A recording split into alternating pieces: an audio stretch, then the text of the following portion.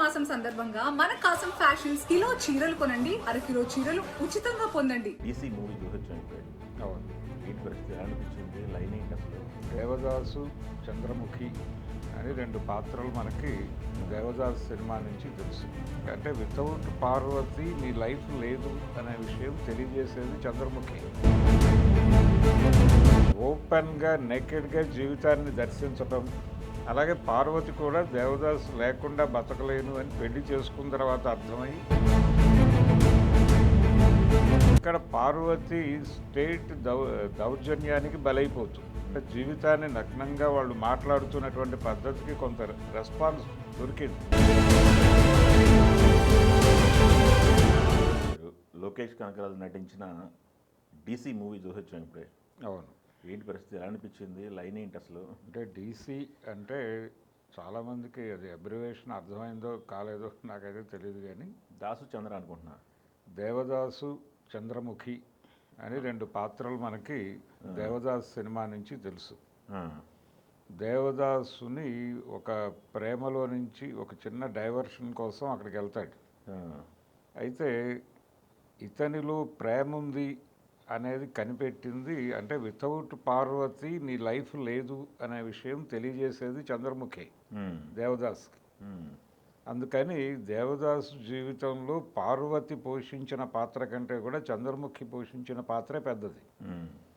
So ఈ రెండు పాత్రల మధ్య ఉన్నటువంటి సమన్వయాన్ని తీసుకుని మధ్యలో పార్వతి క్యారెక్టర్ని కూడా తీసుకొచ్చి ఈ మూడు పాత్రల్ని కలిపి పార్వతి, చంద్ర, దేవదాసు ఈ మూడు పాత్రల్ని తీసుకుని దీన్ని ఒక గ్యాంగ్స్టర్ లైఫ్లోకి తీసుకెళ్ళి అక్కడి నుంచి జీవితంలో జరిగే అనేక సంఘటనల సమాహారం నుంచి ఒక జీవితాన్ని నిర్మించటం అనే ప్రోగ్రాంలోకి వెళ్ళి అరుణ్ మాతేశ్వరన్ డిజైన్ చేసుకున్నటువంటి సినిమా డీసీ. బాబోయ్, అంత అంత కథ అర్థమైందా? అందుకని ఇది కొంత శరత్ నవల నుంచి, అది ఎప్పుడు 1917లో రాశాడు ఆయన.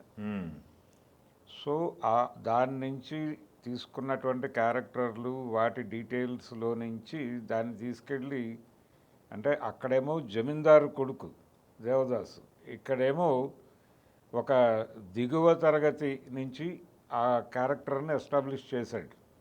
వాళ్ళ జీవితాల్లో ఉండే కష్టాలు, అక్కడి నుంచి ఓపెన్గా నేకెడ్గా జీవితాన్ని దర్శించటం, అలా ఒక ప్రతీకారం నుంచి స్టేట్ కూడా అర్థమవుతుంది అతనికి. స్టేట్ అర్థమవుతుంది, బాల నేరస్తుల శిక్షణాలయానికి ఎడతాడు. ఆ తర్వాత అతని జీవితం ఎలా నడిచింది అనేది ఒక రకమైనటువంటి ఈ మనిషిలో కూడా హృదయం ఉంటుందా లేకపోతే స్పందనలు ఉంటాయా అన్న టైప్లో ప్రపంచం మాట్లాడుకుంటూ ఉంటుంది, కానీ ఇన్నర్గా అతనిలో ఒక సెన్సిబిలిటీ ట్రావెల్ అవుతూ ఉంటుంది. ఈ ట్రావెల్ అవుతున్నటువంటి సెన్సిబిలిటీని ఎక్కడ ఎక్స్పోజ్ చేస్తాడు? మనకి ఎన్టీ రామారావు గారు రాము అనే సినిమా ఉంది, దానిలో మంటలు రేపే నెలరాజా అని ఒక పాట ఉంటుంది. అది ఆ పాట తమిళ వెర్షన్ని ఈ పార్వతి క్యారెక్టర్తో పాడిస్తాడు. అది పిబి శ్రీనివాస్ గారు పాడారు అక్కడ, ఇక్కడేమో ఘంటసాల గారు పాడారు. ఆ పాటని ఆలపించటం ద్వారా ఇతన్ని మనసుకి కనెక్ట్ అవుతుంది ఆ పార్వతి అనే క్యారెక్టర్. ఈయన కూడా ఆ పాటతో ఒక ట్రావెల్ ఉంటుంది, దాన్ని చెప్తాడు తర్వాత. మా మదర్ చనిపోయినప్పుడు మా ఫాదర్ విపరీతంగా వినేవాడు ఈ పాట అని చెప్తాడు ఓ డైలాగ్.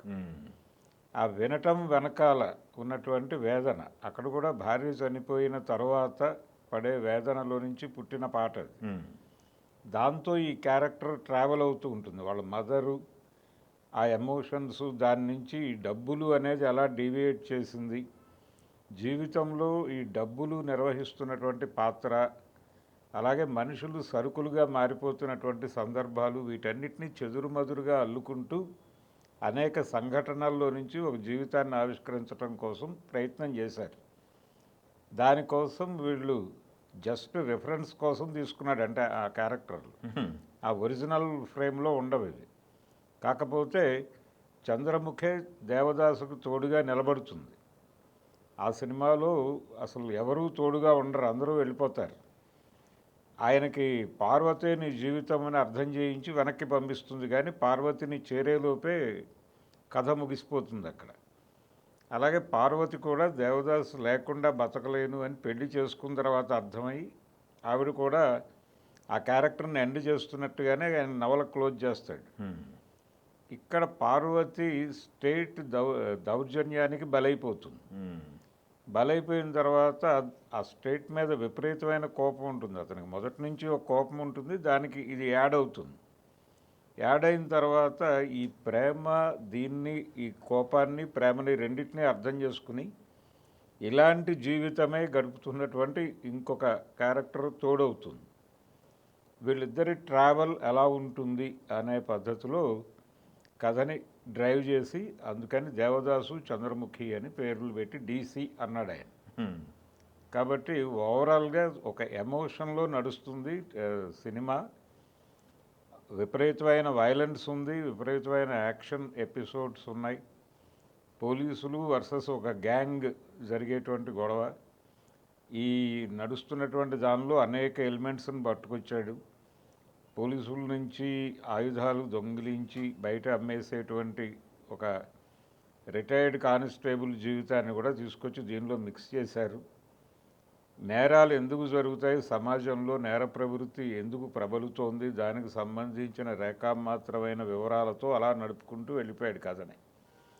ఇది అంటే తను ఫీల్ అయినటువంటి జీవితాన్ని తెర మీద ఆవిష్కరించడానికి ఏమాత్రం మొహమాట పడకుండా వెళ్ళారు ఇద్దరు.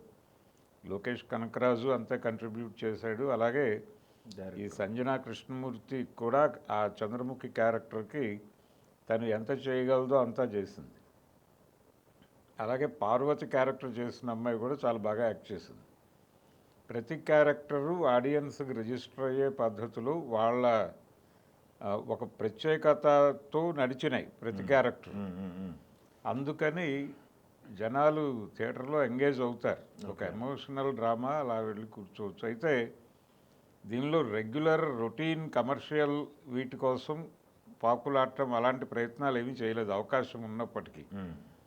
జనరల్గా ఇలాంటి స్క్రిప్టులు తమిళ్లో బాగానే వర్కౌట్ అవుతాయి. అలాగే తమిళ ఆడియన్స్కి ఈ తరహా స్క్రిప్టులతో నడవటం అనేది పెద్ద కష్టం కాదు, కానీ తెలుగు ఆడియన్స్ని ఏ మేరకు ఇది ఆకట్టుకుని నిలబడుతుంది అనేది చూడాలి. థియేటర్లో అయితే కొన్ని డైలాగ్స్కి రియాక్షన్ బాగానే ఉంది.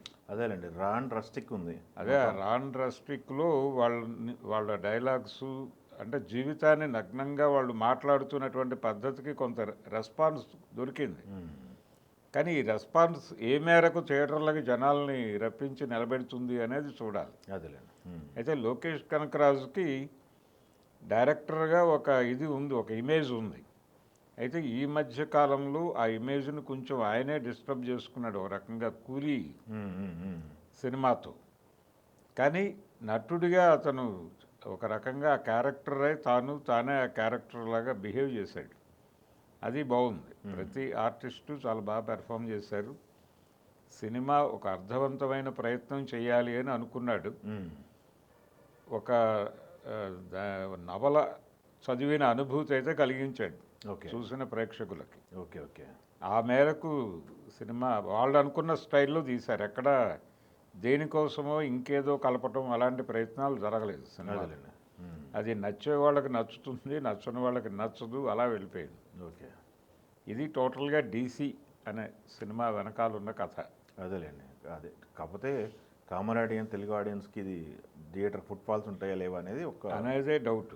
అంటే మౌత్ పబ్లిసిటీ స్ప్రెడ్ అయితే యూత్ కొంత కనెక్ట్ అయ్యే అవకాశం ఉంది. ఓకే, అంటే ఇలాంటి వీటన్నిటి వెనకాల స్ట్రీమ్ ఆఫ్ కాన్షియస్నెస్ అని ఒక పద్ధతి, చైతన్య స్రవంతి అని ఒక శిల్పం ఉంది. దాన్ని కొంత అడాప్ట్ చేసే ప్రయత్నం చేశాడు. మనకి తెలుగులో కూడా ఈ తరహా సినిమాలు వచ్చినాయి. తరుణ్ భాస్కర్ లాంటి వాళ్ళు ఈ చైతన్య స్రవంతి శిల్పాన్ని సినిమాల్లోకి అనువదించడం చేశారు.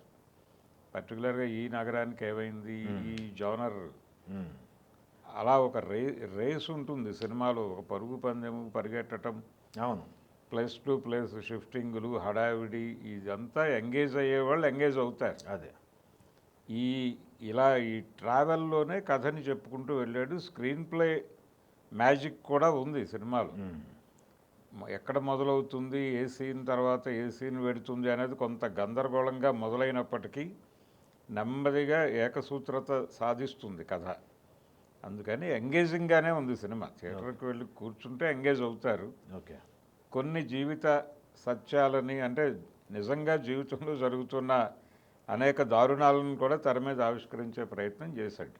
ఓకే అండి, థ్యాంక్ అందుకు మెచ్చుకోవచ్చు అతను. యూ. ఓకే అండి, థ్యాంక్ యూ.